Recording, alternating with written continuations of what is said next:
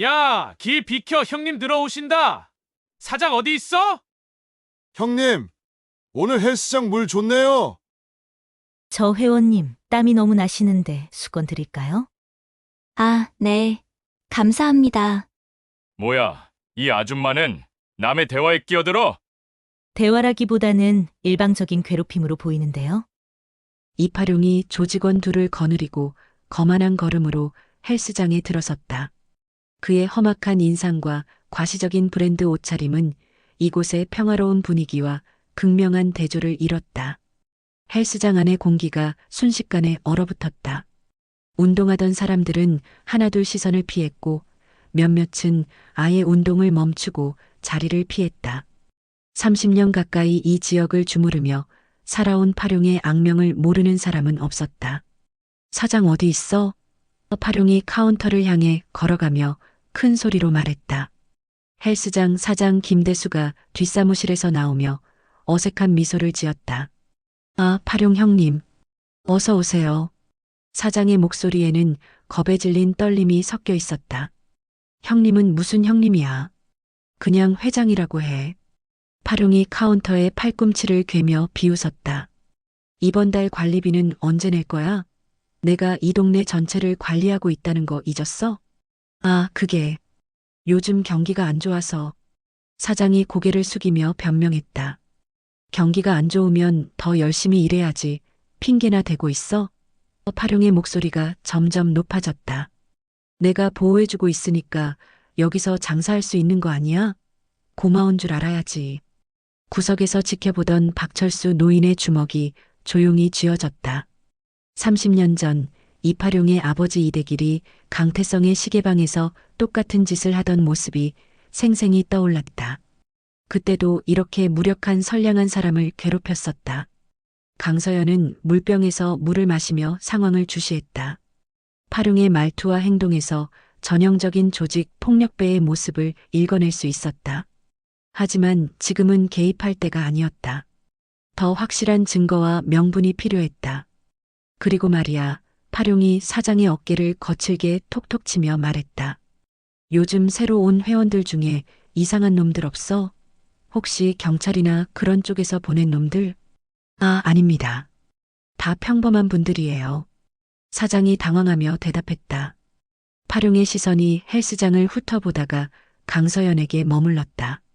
평범한 운동복 차림이지만 뭔가 다른 기운이 느껴지는 여자였다. 너무 침착하고 너무 의연했다. 저 아줌마는 뭐야? 파룡이 서연을 가리키며 물었다. 아, 저분은 한 달 전에 등록하신 강미연 씨라고. 사장이 얼른 대답했다. 파룡이 서연을 보며 의미심장한 미소를 지었다. 오늘 재미있는 일이 생길 것 같다는 예감이 들었다. 파룡이 부하들에게 눈짓을 한 후 여유롭게 헬스장 안을 돌아다니기 시작했다. 마치 자신의 영역을 순찰하는 왕처럼 거만한 태도로. 그의 시선은 계속해서 강서연에게 향했다. 런닝머신에서 운동하던 젊은 여성 회원 한 명이 파룡의 눈에 들어왔다. 20대 초반으로 보이는 그녀는 파룡이 다가오자 불안한 기색을 보였다. 아가씨, 운동 열심히 하네? 파룡이 런닝머신 옆에 다가서며 음흉한 미소를 지었다. 그런데 자세가 좀 틀린 것 같은데? 이 오빠가 제대로 가르쳐 줄까? 여성 회원이 질색하며 런닝머신 속도를 늦췄다. 아니에요, 괜찮습니다. 괜찮긴 뭐가 괜찮아. 잘못된 자세로 운동하면 다칠 수 있어. 파룡이 더욱 가까이 다가서며 손을 뻗었다. 여기 허리 각도가. 바로 그때 강서연이 수건을 들고 그들 사이로 자연스럽게 끼어들었다. 실례합니다. 서연이 젊은 여성에게 미소를 지으며 말했다. 회원님, 물 좀 드실래요? 중간에 수분 보충하는 게 중요해요. 아, 네. 감사합니다. 여성 회원이 안도의 표정으로 대답했다. 파룡이 갑작스러운 개입에 당황하며 서연을 노려봤다. 뭐야, 이 아줌마는? 남의 대화에 끼어들어? 대화라기보다는. 서연이 차분하게 파룡을 바라봤다. 일방적인 괴롭힘으로 보이는데요. 헬스장 안이 갑자기 조용해졌다. 모든 사람의 시선이 서연과 파룡에게 집중되었다. 누군가 파룡에게 정면으로 맞서는 모습을 본 게 정말 오랜만이었다. 괴롭힘? 파룡이 코웃음을 쳤다. 아줌마가 상황 파악을 못하네. 내가 누군지 알아? 알 필요 없습니다. 서연이 담담하게 대답했다. 중요한 건 지금 다른 사람에게 불쾌감을 주고 있다는 사실이에요. 파룡의 얼굴이 점점 붉어졌다. 30년 가까이 이 동네를 주무르며 살아오면서 자신에게 이렇게 당당하게 맞서는 사람은 처음이었다. 특히 중년 여성이. 박철수 노인이 멀리서 긴장한 표정으로 상황을 지켜보고 있었다. 드디어 시작되는 건가? 30년을 기다려온 그 순간이. 좋아. 파룡이 서연에게 한 걸음 더 다가서며 위협적으로 말했다. 아줌마가 그렇게 나올 거면 나도 가만히 있지 않겠어. 긴장감이 최고조에 달했다. 평화롭던 헬스장에 폭풍우가 몰려오고 있었다. 파룡이 서연에게 더욱 가까이 다가섰다. 그의 덩치는 서연보다 훨씬 컸고 험악한 기세가 헬스장 전체를 압도했다. 하지만 서연의 표정에는 조금의 동요도 없었다. 아줌마, 마지막으로 한 번 더 물어볼게. 파룡이 서연의 어깨에 손을 올리려 하며 말했다. 여기서 조용히 비키고 자기 운동이나 할래? 아니면 내가 직접 나서게 할래? 서연이 파룡의 손이 자신의 어깨에 닿는 순간을 기다렸다. 그리고 그 손이 닿자마자 번개처럼 빠른 동작으로 파룡의 손목을 잡아 비틀었다. 파룡이 갑작스러운 고통에 비명을 질렀다. 서연의 소나기는 철갑 같았고 손목을 비트는 각도는 정확히 신경을 압박하는 지점이었다. 경고했을 텐데요. 서연이 낮은 목소리로 말했다. 다른 사람의 몸에 함부로 손대지 말라고. 파룡이 고통에 비틀거리며 뒤로 물러났다. 조직원들이 급히 달려들려 했지만 서연이 그들을 향해 차가운 시선을 보내자 멈칫했다. 그녀의 눈빛에는 일반인에게서 느낄 수 없는 살기가 서려 있었다. 이 인연이 뭐야? 파룡이 손목을 부여잡으며 소리쳤다. 감히 나한테 손을 대? 손을 댄 건 당신이 먼저였습니다. 서연이 차분하게 대답했다. 정당방위일 뿐이에요.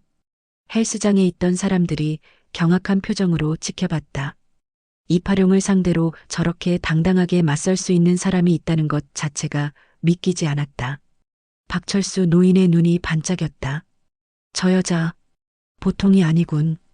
그는 서연의 정확한 제압 기술을 보고 전문적인 훈련을 받은 사람임을 직감했다. 파룡이 분노로 얼굴을 붉히며 부하들을 돌아봤다. 야들아, 뭐하고 있어? 전연 붙잡아. 하지만 부하들도 선뜻 나서지 못했다. 서연의 움직임에서 범상치 않은 기운을 느꼈기 때문이었다. 그만하세요. 서연이 단호하게 말했다. 더 이상 소란을 피우면 경찰을 부르겠습니다. 경찰? 파룡이 비웃었다. 경찰이 뭐 어쩔 건데?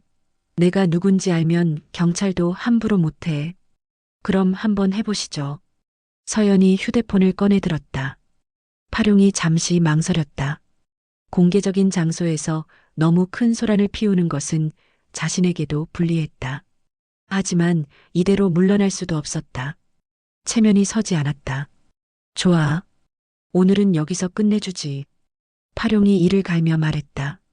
하지만 아줌마, 이 동네가 얼마나 좁은지 알게 될 거야. 서연은 아무 말 없이 파룡을 바라봤다. 그 시선에는 두려움이라고는 찾아볼 수 없었다. 파룡과 조직원들이 헬스장을 떠난 후 헬스장 안에는 긴장된 침묵이 흘렀다. 사람들은 여전히 믿기 어렵다는 표정으로 서연을 바라봤다. 이파룡에게 맞선 사람을 본 것이 정말 오랜만이었다. 헬스장 사장 김대수가 조심스럽게 서연에게 다가왔다. 강미연 씨, 괜찮으세요? 파룡이가 그냥 넘어가지 않을 텐데. 걱정 마세요. 서연이 담담하게 대답했다. 저도 만만한 사람이 아니거든요. 사장이 여전히 걱정스러운 표정을 지었다. 하지만 그 사람은 정말 위험해요. 이 동네에서 30년 가까이. 30년? 서연의 눈빛이 미묘하게 변했다. 네. 그 사람 아버지 때부터 이 동네를 주무르고 있었어요. 이대길이라고 정말 악질이었죠. 그때 이 근처에 시계방 하나 있었는데 그것도 그 사람이 망하게 만들었어요.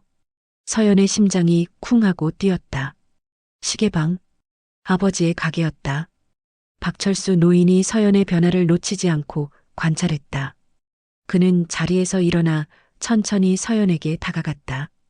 강미연 씨. 박 노인이 조심스럽게 말을 꺼냈다. 시간 되시면 잠깐 이야기 좀 할까요? 중요한 얘기가 있어서요. 서연이 노인을 자세히 봤다. 평범한 동네 어르신 같았지만 그의 눈빛에는 뭔가 깊은 사연이 담겨 있었다. 무슨 이야기인가요? 서연이 물었다. 여기서는 좀. 박 노인이 주변을 둘러보며 말했다. 조용한 곳에서 이야기하는 게 좋을 것 같습니다. 서연이 잠시 망설이다가 고개를 끄덕였다. 뭔가 중요한 단서를 얻을 수 있을 것 같은 예감이 들었다. 30분 후 헬스장 근처의 조용한 카페. 박철수 노인과 강서연이 창가 자리에 마주 앉았다. 노인이 커피를 한 모금 마신 후 입을 열었다. 제 소개부터 하죠. 저는 박철수입니다. 30년 전 이 지역 파출소에서 근무했던 경찰이었어요. 서연의 눈이 커졌다. 경찰이셨다고요? 네. 그때 이대길 사건을 담당했었죠. 이파룡의 아버지 말입니다. 박 노인의 목소리에 깊은 한숨이 섞였다. 하지만 끝까지 파헤치지 못했어요. 증거 부족이라는 이유로. 그때 혹시 시계방 사건도 아시나요? 서연이 떨리는 목소리로 물었다. 박철수가 서연을 자세히 봤다. 혹시 강태성 씨와 관련이 있으신가요? 서연의 눈에 눈물이 고였다. 제 아버지입니다. 노인의 눈도 붉어졌다. 그럼 당신이 태성이의 딸이군요. 박철수 노인이 낡은 서류 봉투를 가방에서 꺼냈다. 봉투에는 이대길 사건 미해결이라고 적혀 있었다. 30년간 이걸 가지고 있었습니다. 박 노인이 봉투를 서연에게 내밀었다. 당시 수사 기록이에요. 공식적으로는 증거 부족으로 무혐의 처분됐지만 실제로는. 서연이 서류를 펼쳐봤다. 아버지의 시계방이 어떻게 망하게 되었는지, 이대길이 어떤 수법을 사용했는지가 상세히 기록되어 있었다. 임대료 강제 인상, 허위 소문 유포, 고객 위협. 서연이 서류를 읽어내려가며 주먹을 쥐었다. 이 모든 게 계획적이었군요. 그렇습니다. 이대길은 이 동네 전체를 자신의 세력권으로 만들려고 했어요. 강태성 씨의 시계방은 그 과정에서 희생된 거죠. 박 노인이 계속해서 설명했다. 당시 저는 신참 경찰이었고 위에서 증거가 부족하다고 하면 어쩔 수 없었어요. 하지만 마음의 빚으로 남아 있었죠. 그래서 30년간 이 자료를 보관하고 계셨던 거군요. 서연이 노인을 바라봤다. 네. 언젠가는 진실이 밝혀지기를 바라면서요. 박 노인이 고개를 끄덕였다. 그런데 이파룡이 아버지와 똑같은 짓을 하고 있다는 걸 알게 됐어요. 그래서 이 헬스장 근처에서 지켜보고 있었던 겁니다. 서연이 아버지의 시계를 내려다봤다. 시계는 여전히 정확하게 시간을 가리키고 있었다. 마치 아버지가 정의의 시간이 오기를 기다리고 있는 것처럼. 박 선생님, 서연이 결연한 표정으로 말했다. 도와주시겠어요? 이번에는 확실하게 끝내고 싶어요. 물론입니다. 박 노인의 눈에 30년 전의 의지가 되살아났다. 하지만 조심해야 해요. 이파룡은 아버지보다 더 교활하고 잔인해졌어요. 서연이 휴대폰을 꺼내 누군가에게 전화를 걸었다. 전화가 연결되자 그녀의 목소리가 단호해졌다. 우시가 나야. 위장 수사 준비해줘. 누나, 휴가 중에 무슨 일이야? 전화 너머에서 남자 목소리가 들렸다. 설명은 나중에 하고 일단 헌병 2명 파견해줘. 여성으로 격투 실력 있는 요원들로. 누나, 설마 또 무슨 일에 휘말린 거야? 서연이 창밖을 바라보며 말했다. 이번엔 개인적인 문제야. 하지만 반드시 끝내야 하는 일이고. 알겠어. 내일까지 준비할게. 전화를 끊은 서연이 박 노인을 바라봤다. 작전명은 복수설원으로 하겠습니다. 원한을 씻어낸다는 뜻이에요. 박철수 노인이 감격한 표정으로 고개를 끄덕였다. 드디어 30년의 기다림이 끝나는 순간이 오고 있었다. 다음 날 오전 헬스장에 새로운 회원 2명이 등록했다. 김소영과 박미라. 겉보기에는 평범한 20대에서 30대 여성들이었지만 실제로는 특전사령부 헌병대 소속의 정예 요원들이었다. 안녕하세요. 오늘부터 등록하게 된 김지은이에요. 김소영이 밝은 미소로 헬스장 직원에게 인사했다. 완벽한 일반인 연기였다. 저는 박민지고요. 잘 부탁드려요. 박미라도 자연스럽게 가명을 사용했다. 헬스장 사장 김대수가 두 사람을 맞이했다. 어서 오세요. 운동 경험은 어느 정도 되시나요? 그냥 취미로 조금씩 해봤어요. 김소영이 겸손하게 대답했다. 실제로는 종합격투기와 각종 무기술에 능통한 전문가였지만 강서연이 평소처럼 묵묵히 운동하고 있었다. 새로운 두 요원과는 눈인사만 주고받았다. 위장수사에서는 서로 모르는 사이로 행동하는 것이 기본이었다. 박철수 노인도 구석에서 신문을 보며 상황을 관찰했다. 젊은 여성 2명의 움직임을 보니 확실히 전문 훈련을 받은 사람들이었다. 일반인으로 위장했지만 주변을 경계하는 자세나 균형 감각에서 군인 특유의 기운이 느껴졌다. 오후 4시 예상대로 이파룡이 조직원들과 함께 나타났다.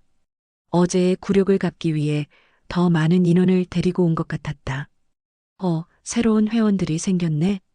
파룡이 김소영과 박미라를 보며 음흉한 미소를 지었다. 요즘 들어 예쁜 아가씨들이 많이 오네. 김소영이 불쾌한 표정을 지으며 한 발 뒤로 물러섰다. 죄송한데 운동에 집중하고 싶어서요. 운동도 중요하지만 인사도 중요하지 않을까? 파룡이 더욱 가까이 다가섰다. 나는 이 동네에서 꽤 이름 있는 사람이거든. 알아두면 도움 될 거야. 박미라가 소형 녹음기를 은밀히 작동시켰다. 파룡의 모든 발언을 증거로 수집하기 위해서였다. 도움이 될 거라니요? 박미라가 의아한 표정을 지었다. 무슨 도움 말씀이세요? 이 동네에서 장사하는 사람들은 다 내 보호를 받고 있거든. 파룡이 가슴을 펴며 자랑스럽게 말했다. 헬스장도 마찬가지고 회원들 안전도 내가 책임지고 있어. 보호라고 하시면. 김소영이 순진한 척하며 물었다. 이상한 놈들이 괴롭히지 못하게 하고 문제 생기면 해결해주고 그런 거지. 파룡이 의미심장하게 웃었다. 물론 공짜는 아니야. 세상에 공짜가 어디 있어? 완벽한 공갈 협박 발언이었다. 박미라가 녹음기가 제대로 작동하는지 확인했다. 강서연은 멀리서 이 광경을 지켜보며 속으로 만족했다. 파룡이 스스로 증거를 만들어주고 있었다. 이런 식으로 며칠만 더 모으면 기소에 충분한 자료가 확보될 것이었다. 그런데 어제 여기서 이상한 일이 있었다던데? 파룡이 갑자기 화제를 바꿨다. 시선이 강서연을 향했다. 저기 있는 아줌마가 나한테 대들었다고? 김소영과 박미라가 자연스럽게 서연을 바라봤다. 연기인 척했지만 실제로는 상황을 파악하고 있었다. 어머, 그런 일이 있었어요? 김소영이 놀란 척했다. 그래서 오늘 확실하게 정리하려고 왔어. 파룡이 서연을 향해 걸어가기 시작했다. 박철수 노인이 긴장한 표정으로 일어섰다. 하지만 서연이 미세하게 고개를 저어 제지했다. 아직 때가 아니었다. 파룡이 서연 앞에 섰다. 강미현 씨였지? 어제 일 사과받으러 왔어. 서연이 운동을 멈추고 천천히 파룡을 바라봤다. 사과요? 그래. 나한테 손댄 것 공개적으로 사과해. 파룡의 목소리에 위협이 담겨 있었다. 헬스장의 모든 시선이 그들에게 집중되었다.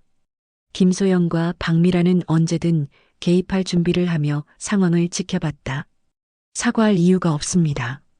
서연이 차분하게 대답했다. 정당방위였으니까요. 파룡의 얼굴이 붉어졌다. 정당방위? 웃기지 마. 내가 뭘 했다고 정당방위야?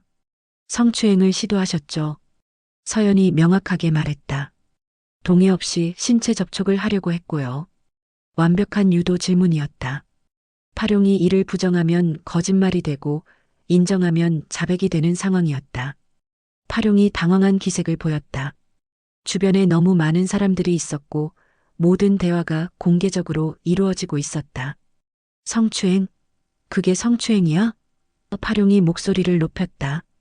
그냥 친근하게 인사한 건데 뭘 그렇게 예민하게 굴어?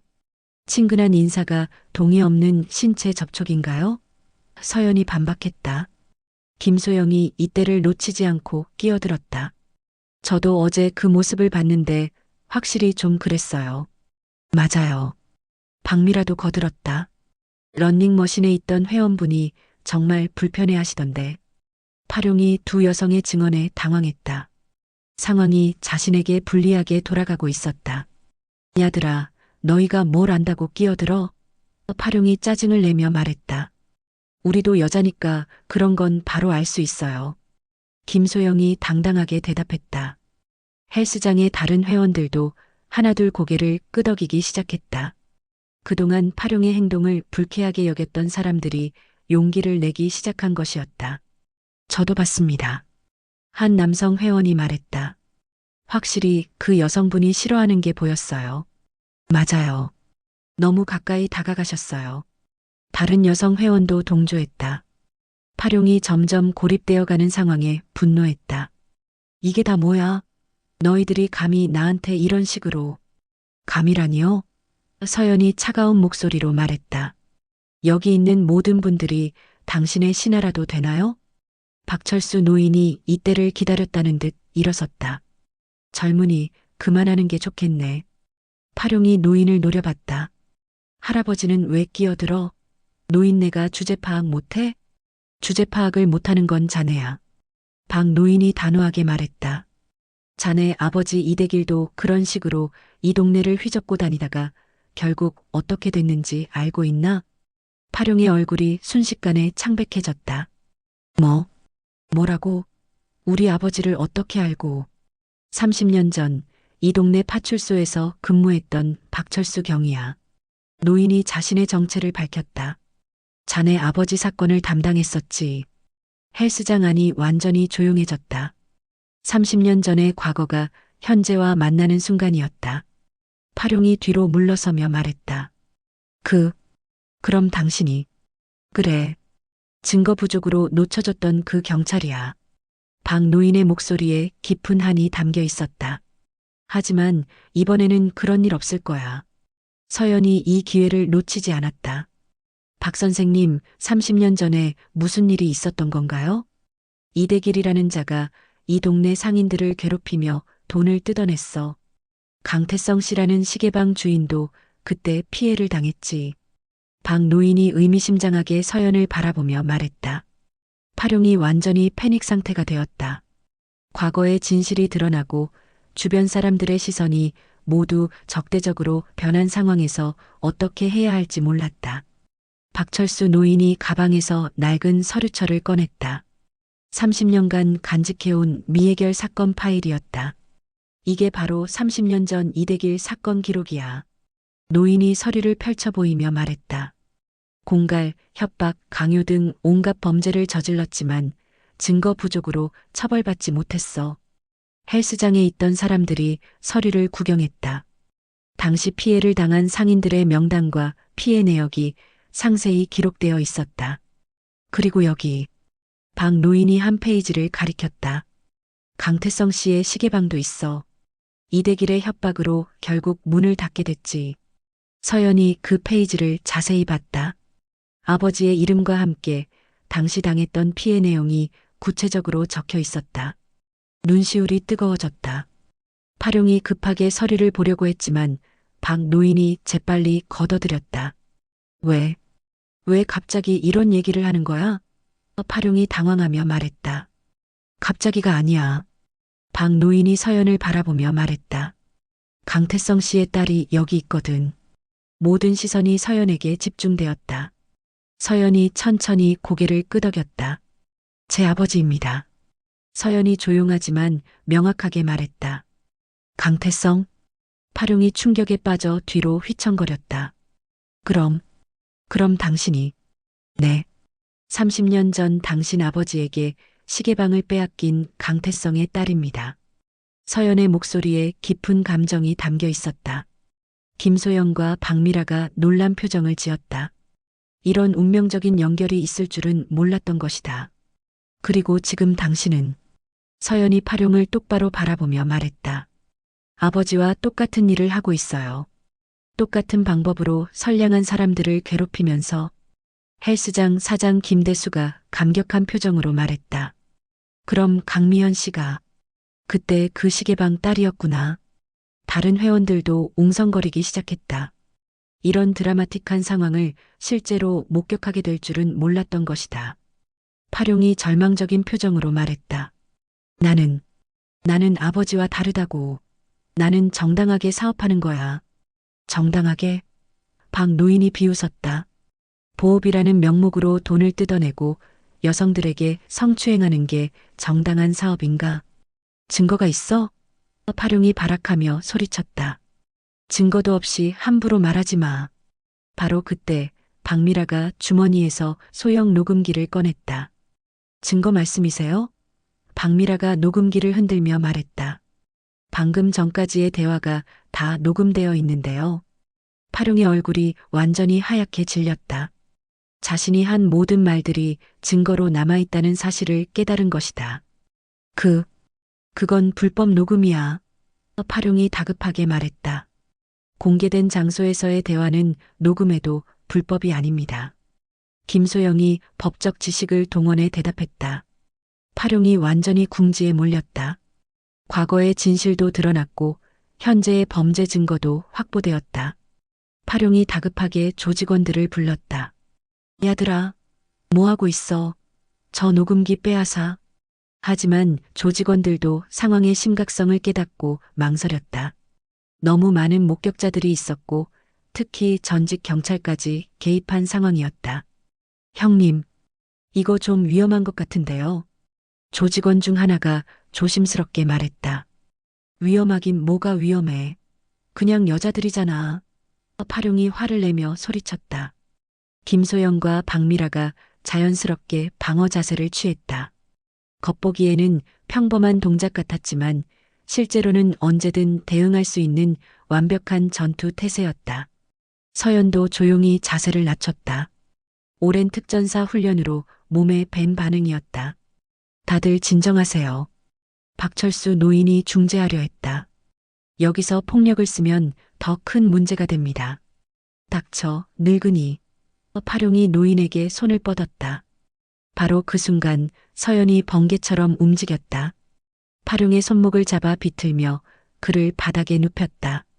완벽한 제압술이었다. 파룡이 고통에 비명을 질렸다. 조직원들이 놀라며 달려들려 했지만 김소영과 박미라가 재빨리 막아섰다. 두 사람의 움직임은 마치 춤을 추는 것처럼 유연하면서도 정확했다. 움직이지 마세요. 김소영이 조직원 하나의 팔을 비틀며 말했다. 저항하면 다칠 수 있어요. 박미라도 다른 조직원을 제압하며 경고했다. 헬스장에 있던 사람들이 경악했다. 평범해 보였던 세 여성이 순식간에 조직원들을 제압한 것이었다. 이 여자들 뭐야? 파룡이 바닥에 엎드린 채로 소리쳤다.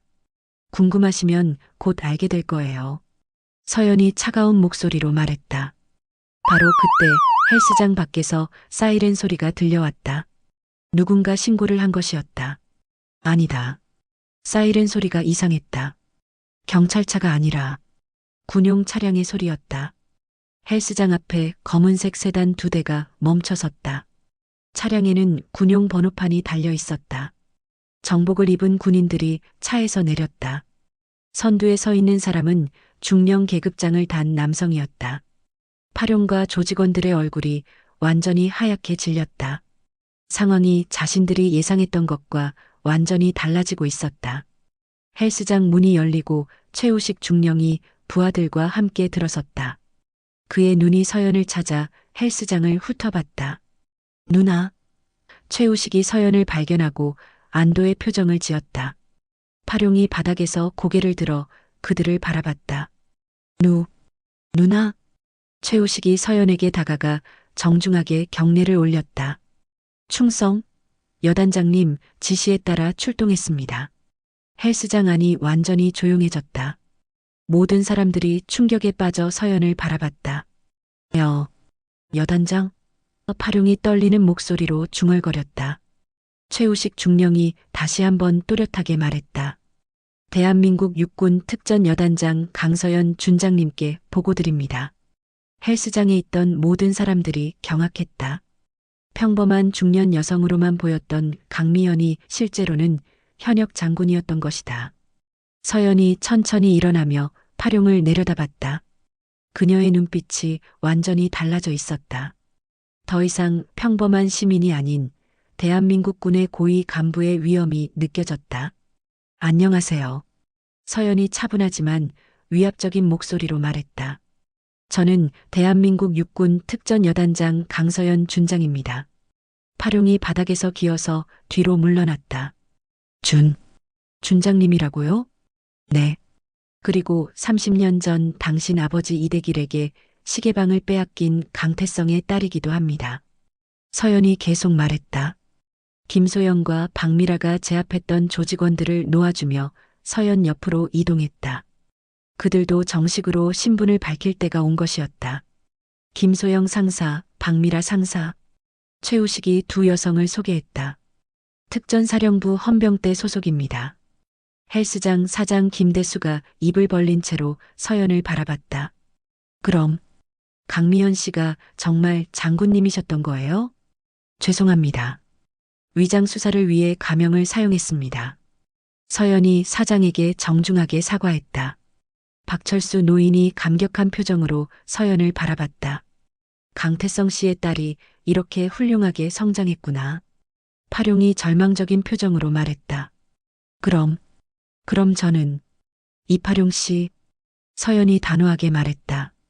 당신을 현직군 장성에 대한 성추행 시도, 협박, 공갈 혐의로 고발하겠습니다. 최우식이 수갑을 꺼내며 파룡에게 다가갔다. 이파룡, 당신은 체포됩니다. 묵비권을 행사할 권리가 있으며. 잠깐만요. 파룡이 다급하게 소리쳤다. 저는 몰랐어요. 장군님인 줄 알았으면 절대 그런 짓 안 했을 거예요. 몰랐다고 해서 범죄가 아닌 건 아닙니다. 서연이 차갑게 대답했다. 더욱이 상대가 누구든 성추행과 협박은 범죄예요. 조직원들도 하나씩 수갑이 채워졌다. 그들은 모두 공갈, 협박, 폭행 협조 등의 혐의를 받게 될 예정이었다.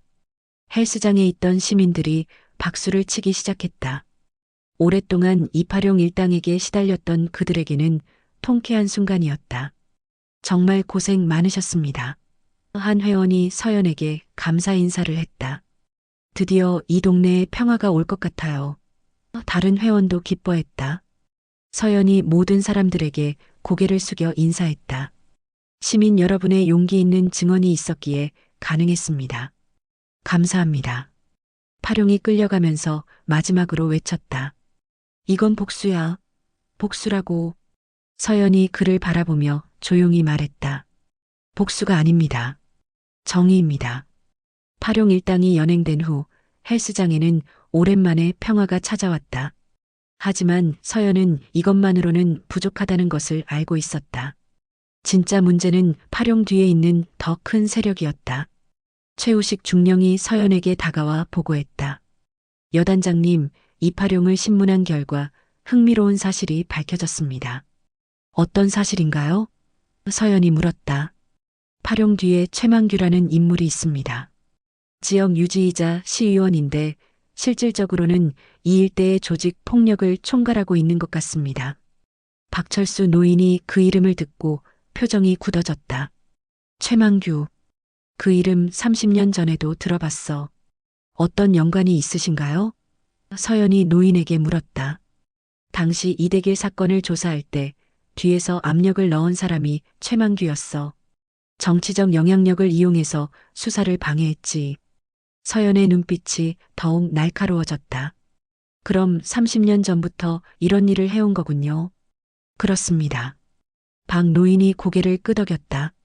이대길은 그저 앞잡이였고 진짜 배우는 최만규였어요. 최우식이 추가 보고를 했다. 최만규는 현재 건설업과 부동산업을 하면서 이 지역의 재개발 사업을 독점하고 있습니다. 파룡 같은 조직을 이용해서 땅값을 후려치고 강제로 매입하는 방식이죠. 전형적인 조직 범죄 구조네요. 서연이 분석했다.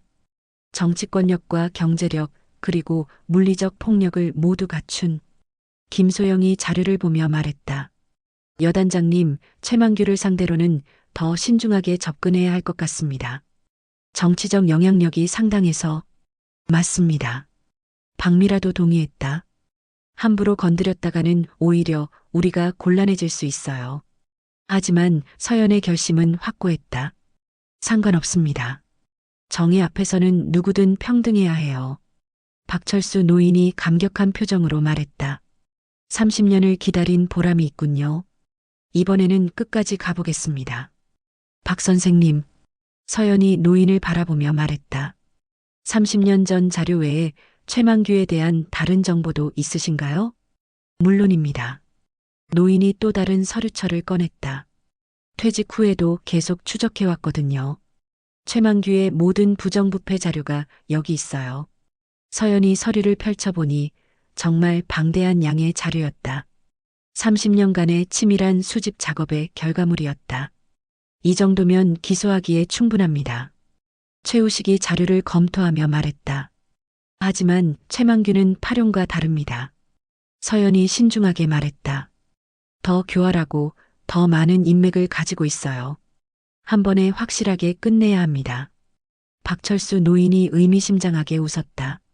그래서 제가 30년간 준비해온 게 있어요. 무엇인가요? 서연이 궁금해했다. 최만규의 결정적 약점이죠. 노인이 자신만만하게 말했다. 이번에는 절대 빠져나갈 수 없을 거예요. 서연과 최우식 그리고 김소영과 박미라까지 모두 노인의 말에 집중했다. 진짜 결전을 위한 마지막 퍼즐 조각이 공개되는 순간이었다. 박철수 노인이 가방 깊숙한 곳에서 작은 USB를 꺼냈다. 30년간 가장 소중히 보관해온 것이었다. 이게 바로 최만규의 결정적 약점입니다. 노인이 USB를 서연에게 건네며 말했다. 30년 전 이대길 사건을 수사하다가 우연히 얻게 된 녹음 파일이에요. 최우식이 노트북을 꺼내 USB를 연결했다. 30년 전 녹음이 되었던 최만규와 이대길의 대화 녹음 파일이 재생되기 시작했다. 이대길, 강태성 시계방 일은 어떻게 됐어? 회장님, 거의 다 됐습니다. 며칠만 더 압박하면 포기할 거예요. 좋아. 그 자리에 내 아들 건물 들어설 예정이니까 깔끔하게 처리해. 알겠습니다. 그런데 경찰 쪽에서 좀 신경 쓰이는데. 걱정 마. 내가 위에서 다 처리할 테니까. 녹음이 끝나자 모든 사람들이 충격에 빠졌다.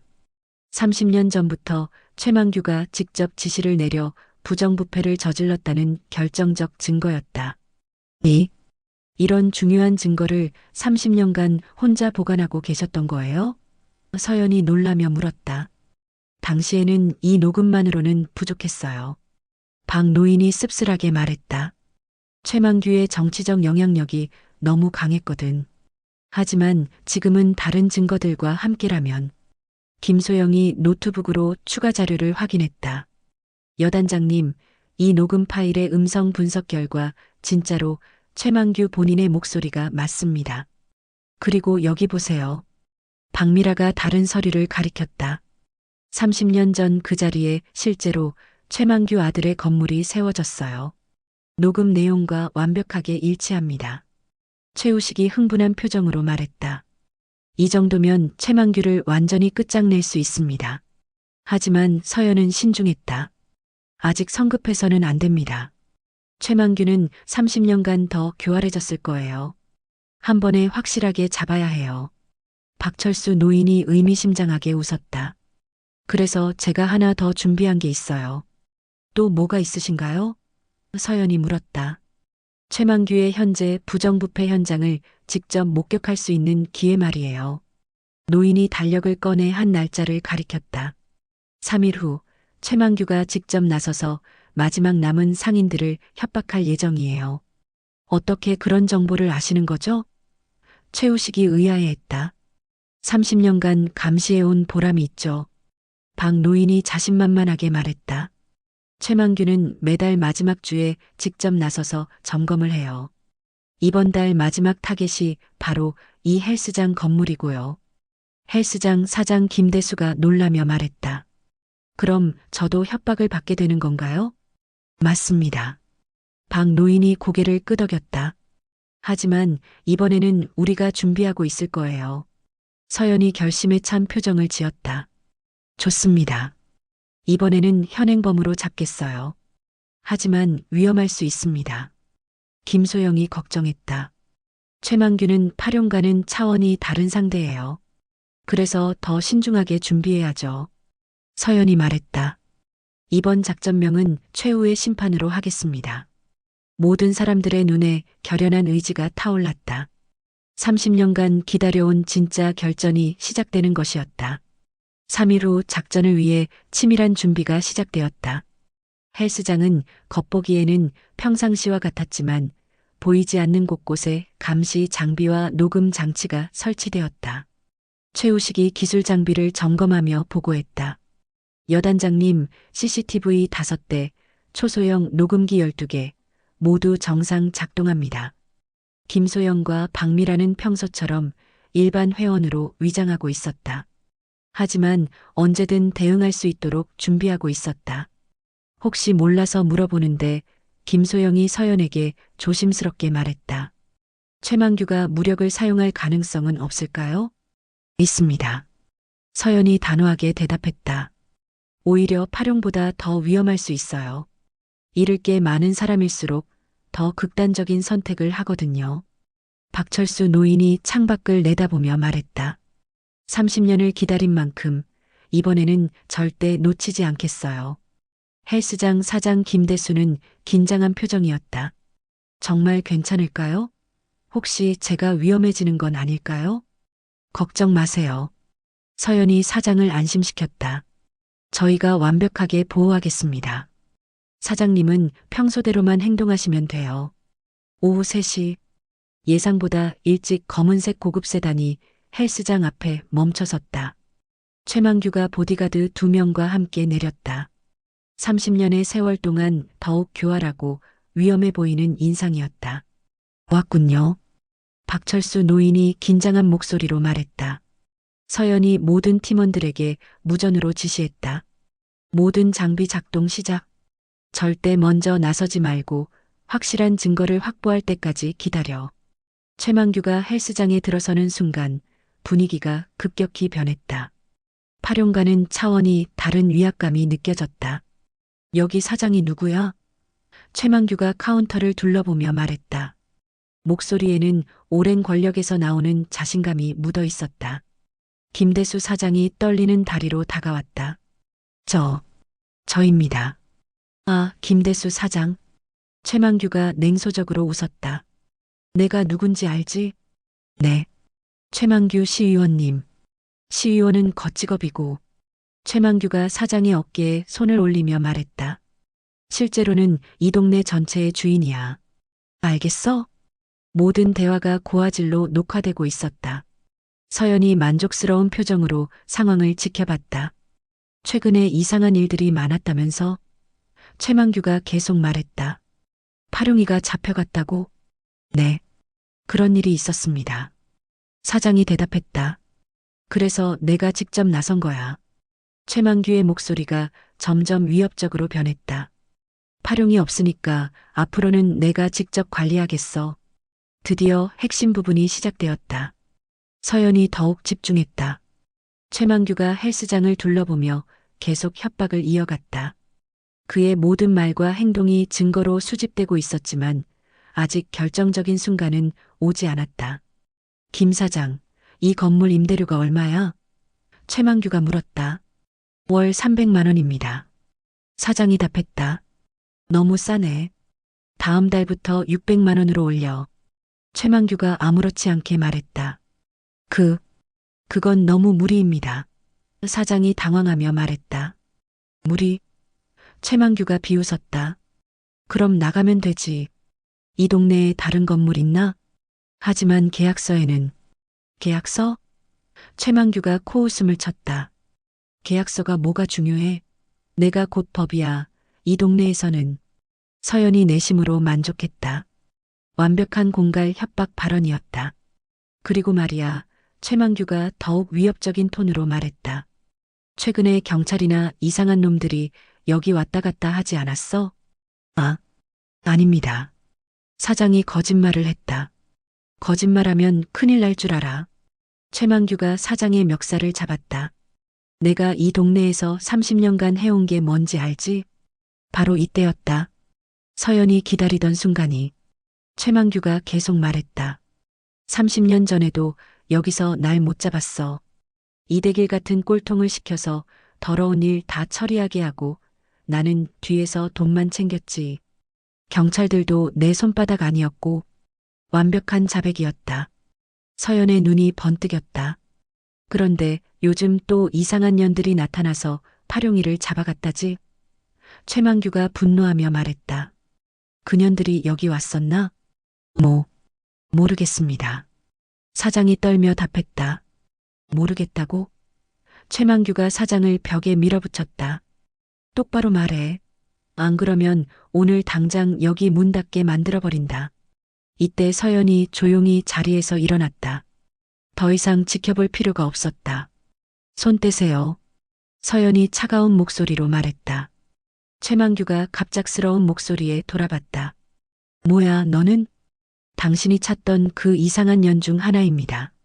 서연이 당당하게 말했다. 최만규의 눈이 날카로워졌다. 너가, 네, 파룡을 잡아간 사람이고 30년 전 강태성의 딸입니다. 최만규의 얼굴이 순간 일그러졌다. 강태성의 딸이라고? 그리고 서연이 더욱 위압적인 목소리로 말했다.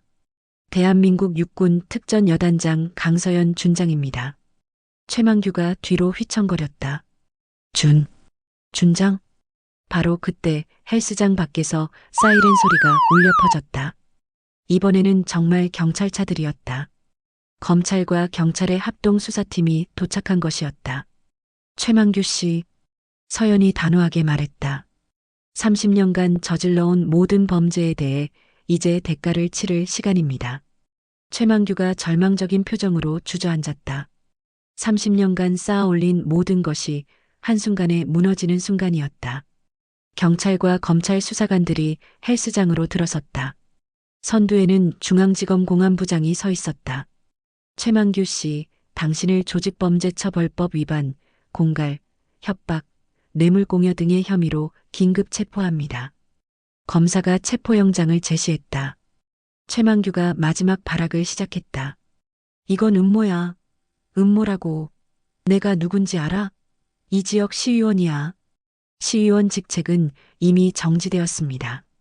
검사가 냉정하게 말했다. 30년간의 부정부패가 모두 드러났거든요.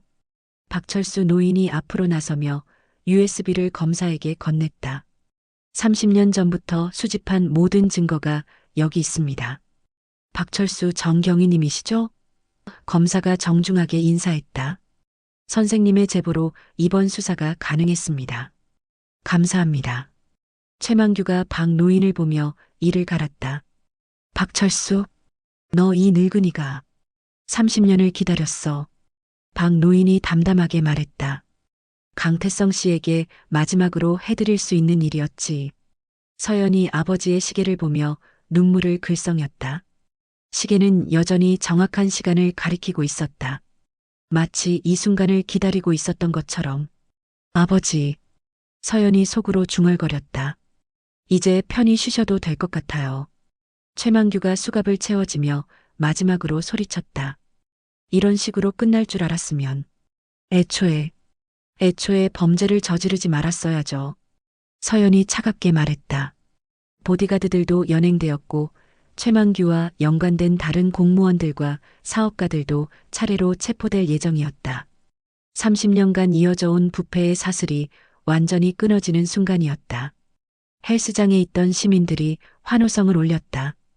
오랫동안 이들의 횡포에 시달려왔던 지역 주민들에게는 해방의 순간이었다. 정말 고생 많으셨습니다. 헬스장 사장이 서연에게 깊게 인사했다. 이제 정말 평화롭게 장사할 수 있겠어요. 다른 상인들도 기뻐했다. 최우식이 서연에게 다가와 보고했다. 여단장님, 작전 완료되었습니다. 모든 증거가 확보되었고 관련자들도 모두 체포되었습니다. 김소영과 박미라도 미션을 성공적으로 마쳤다는 안도의 표정을 지었다. 서연이 모든 사람들을 바라보며 말했다. 모두 수고하셨습니다. 특히 박철수 선생님, 30년간 정말 고생 많으셨어요. 박 노인이 감격한 표정으로 대답했다. 아닙니다. 이제야 제대로 된 경찰 일을 한 것 같아요. 정의가 승리한 순간이었다.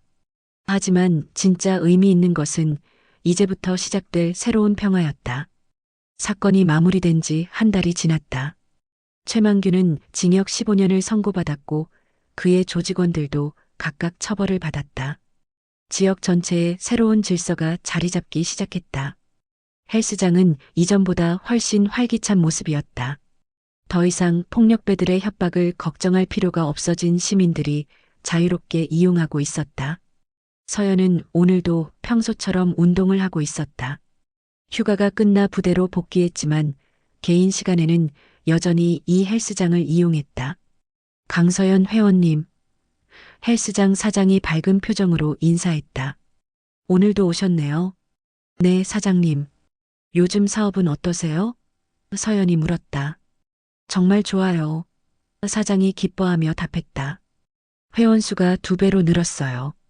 모두 안전한 환경 덕분이죠. 박철수 노인도 여전히 헬스장을 이용하고 있었다. 하지만 이제는 정말 운동을 위해서였다. 박 선생님, 요즘 어떻게 지내세요? 서연이 노인에게 다가가 인사했다. 아주 좋아요. 박 노인이 환하게 웃었다. 30년 만에 마음의 짐을 내려놓으니 몸도 한결 가벼워진 것 같아요. 시계방 터에는 가보셨어요? 서연이 물었다. 네, 며칠 전에 다녀왔어요. 노인이 말했다. 지금은 작은 공원이 되어 있더라고요. 강태성 씨가 좋아하셨을 것 같아요. 서연이 아버지의 시계를 내려다봤다. 시계는 여전히 정확하게 시간을 가리키고 있었다. 아버지께서 이 모든 과정을 지켜보고 계셨을 거예요. 서연이 조용히 말했다. 이때 헬스장에 새로운 회원이 들어왔다. 젊은 여성이었는데 어딘지 익숙한 얼굴이었다. 어머, 이파룡 딸 아니야? 한 회원이 속삭였다. 서연이 그 여성을 자세히 봤다. 정말 파룡의 딸 이미래였다. 이미래가 조심스럽게 서연에게 다가왔다. 혹시 강서연 준장님이시죠? 네, 맞습니다. 서연이 답했다. 죄송합니다. 이미래가 깊게 고개를 숙였다. 아버지가 저지른 일 때문에 고개 들어요. 서연이 부드럽게 말했다. 당신 잘못이 아니에요. 아버지가 교도소에서 많은 반성을 하고 계세요.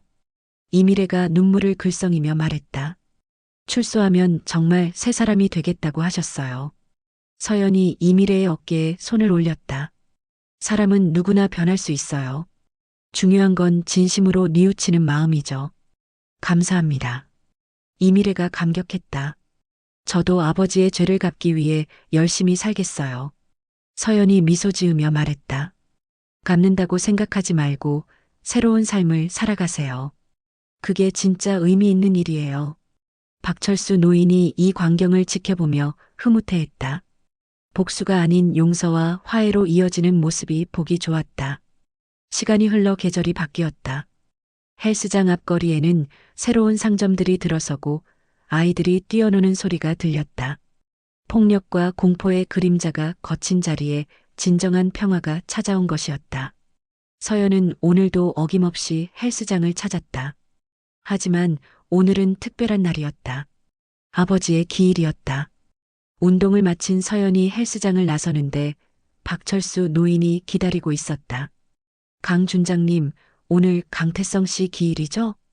노인이 말했다. 네, 맞습니다. 서연이 답했다. 저도 함께 가도 될까요? 노인이 조심스럽게 물었다. 30년 늦었지만 인사라도 드리고 싶어서요. 서연이 감동한 표정으로 고개를 끄덕였다. 아버지께서 기뻐하실 거예요. 두 사람이 함께 아버지의 묘소로 향했다. 가는 길에 과거 시계방이 있던 자리에 들렀다. 지금은 작은 공원이 되어 있었고 가운데에는 평화를 상징하는 비둘기 조각상이 서 있었다. 여기가 바로 서연이 말을 잇지 못했다. 네, 강태성 씨의 시계방이 있던 자리예요. 박 노인이 말했다. 비록 건물은 사라졌지만 진실은 영원히 남을 거예요.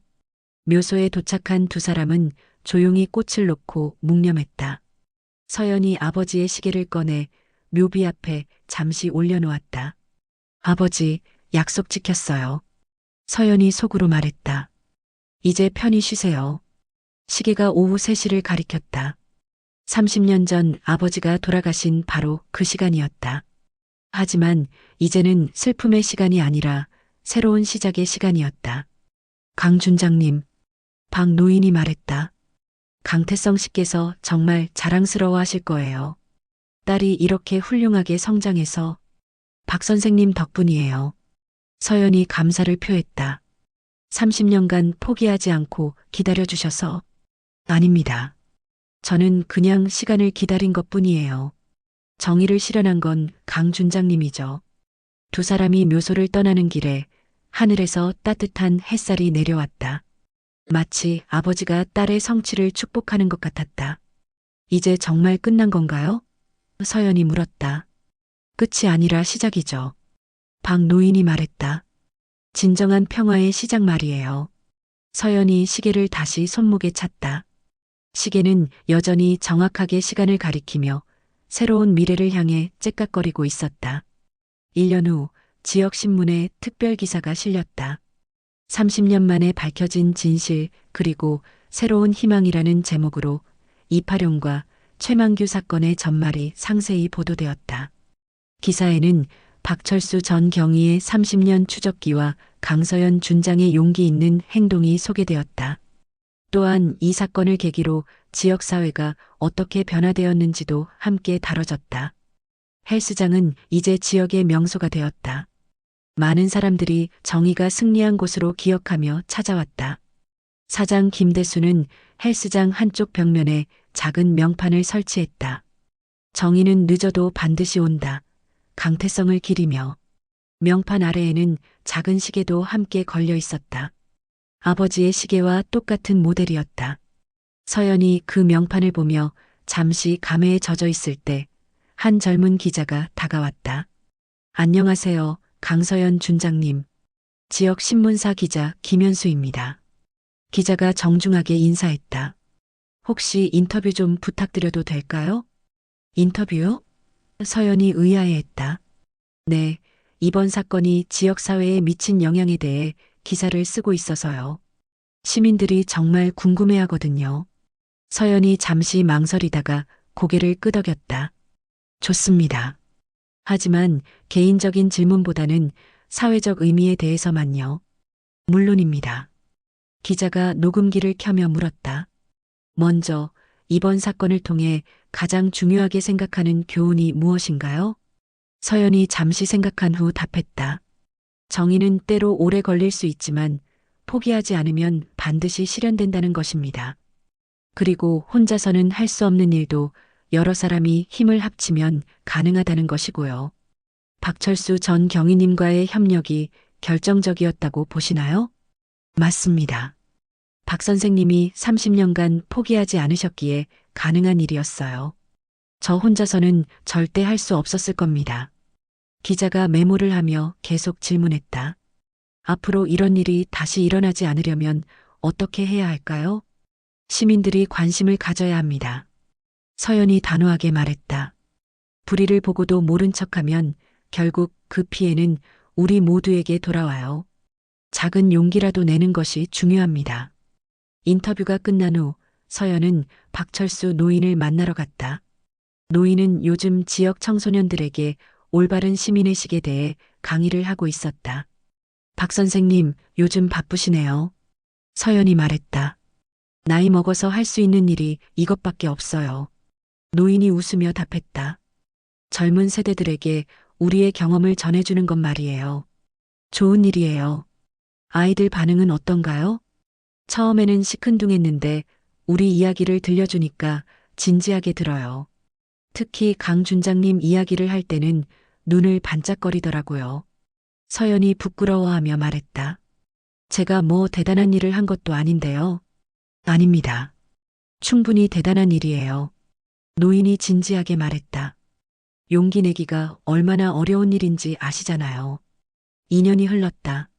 서연은 부대에서 더욱 중요한 임무를 맡게 되었고 박철수 노인은 지역 명예시민으로 선정되어 활발한 사회활동을 하고 있었다.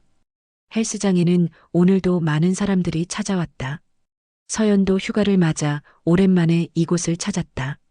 어머, 강서연 회원님. 헬스장 직원이 반갑게 인사했다. 정말 오랜만이에요. 네, 요즘 너무 바빠서 못 왔었어요. 서연이 미소 지으며 답했다.